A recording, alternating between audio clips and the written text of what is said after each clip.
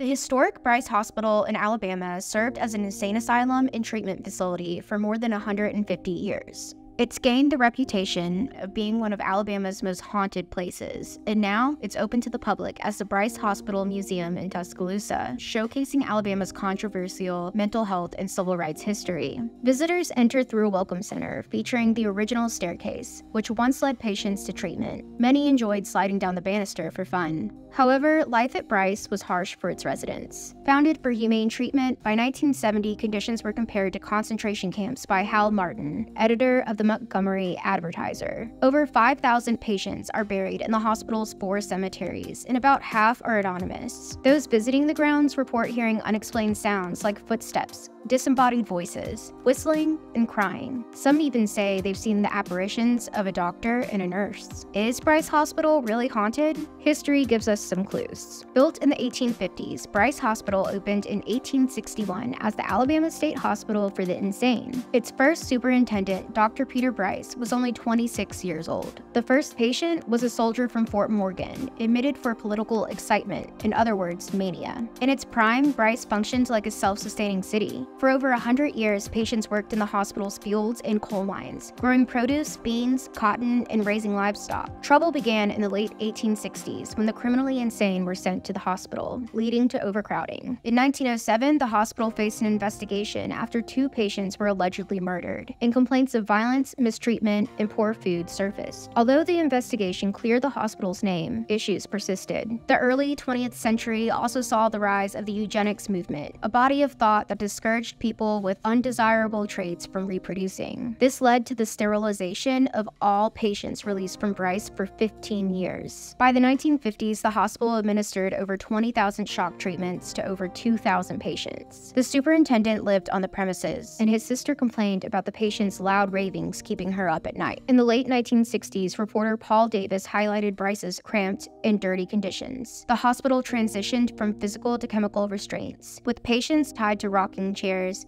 and liberally given Thorazine, an antipsychotic and pre-anesthetic, to manage their behavior. Davis reported instances of staff spraying patients with garden hoses when they soiled themselves, which led to the death of a young boy. The lack of thermostats in the showers caused scalding deaths, and some doctors lacked proper medical licenses or English proficiency. Bryce had become an inhumane facility, housing over 5,000 patients with only 3 psychiatrists. The crisis led to the 1971 lawsuit Wyatt versus Stickney. Ricky Wyatt, a 14-year-old with no mental illness, was admitted to Bryce, and he witnessed severe mistreatment of patients during his stay. Employees would make patients fight, and in the mornings, poke them with brooms or throw hot water on them to get them out of bed. The lawsuit brought federal court control over Alabama's mental health care system for over 33 years, and established patient rights and minimum standards of care throughout the nation. In 2010, the state sold the hospital to the University of Alabama, with the last patient moving out a year later. One thing is for sure,